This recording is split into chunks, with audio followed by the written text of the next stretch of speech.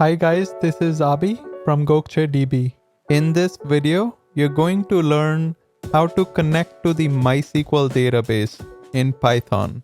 Let's start by looking at the entity relationship diagram. I have 7 tables in my database right now, but in this tutorial, we'll mostly be working with the property table.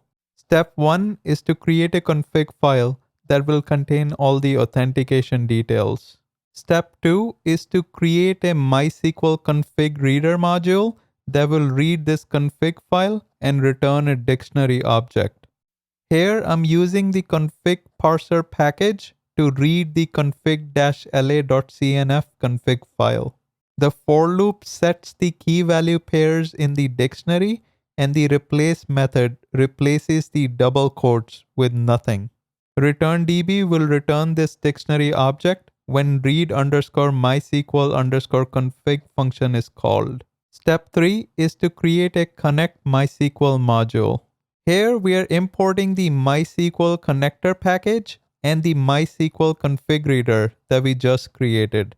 In the connect function, we are reading the config file and connecting to the MySQL database in the try block. Use the cursor method of the connection object to create a cursor.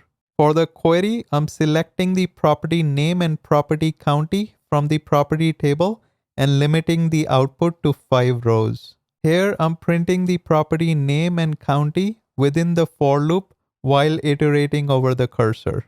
In the except block, I'm catching any errors and displaying them on the console. In the finally block, we're closing the connection and at the end, calling connect. Let's test the connect MySQL script to see if it works. There you have it. Make sure you like, subscribe, and turn on the notification bell. Until next time.